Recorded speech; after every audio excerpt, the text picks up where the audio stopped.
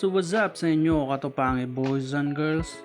Marahil ay napapaisip ka kung magkano nga ba ang sahod ng mga player sa PVL o Premier Volleyball League. At yan ang pag-uusapan natin sa video na ito. Pero bago ang lahat, kung di ka pa nakasubscribe sa aking channel, baka naman.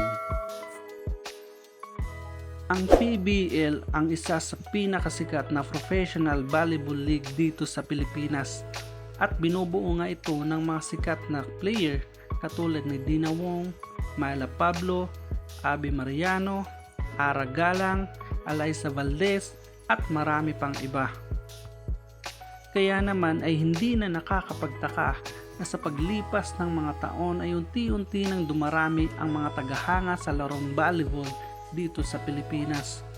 Ngunit magkano nga ba ang sinasahod ng mga player sa PVL? Ayon sa mga espekulasyon, ang mga player ng PVL ay umaabot sa 30 hanggang 150,000 kada buwan. Ngunit ayon kay Ricky Palou, president ng PVL, may ibang teams ang nagbabayad ng 400,000 sa kanilang star player kada buwan. Pero ayon din sa ibang source, mayroon daw na dalawang teams ang nagbabayad sa kanilang star players na nagkakahalaga ng 500,000 kada buwan.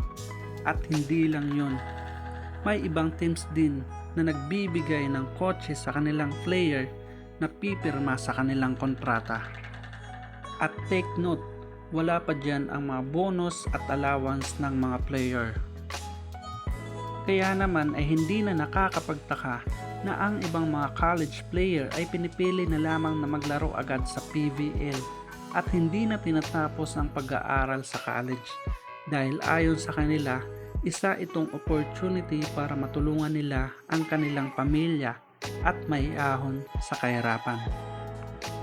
Kaya naman ay gumawa na ng aksyon ang president ng PVL na si Ricky Palou para maiwasan ang mga ganitong pangyayari dahil ayon sa kanya ay maganda pa rin na tapusin muna ng player ang kanilang pag-aaral sa college bago ito maglaro sa PVL.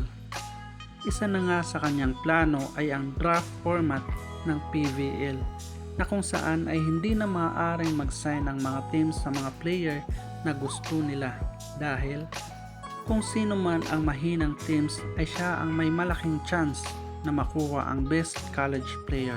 Maganda ito hindi lang para sa mga player kundi pati na rin sa mga teams. Patunay lamang ito na marami pang plano ang PVL upang mas mapaganda pa ang nasabing liga. At kung nagustuhan mo ang mga ganitong klaseng content ay paki-like naman po ng ating video. Maraming salamat po.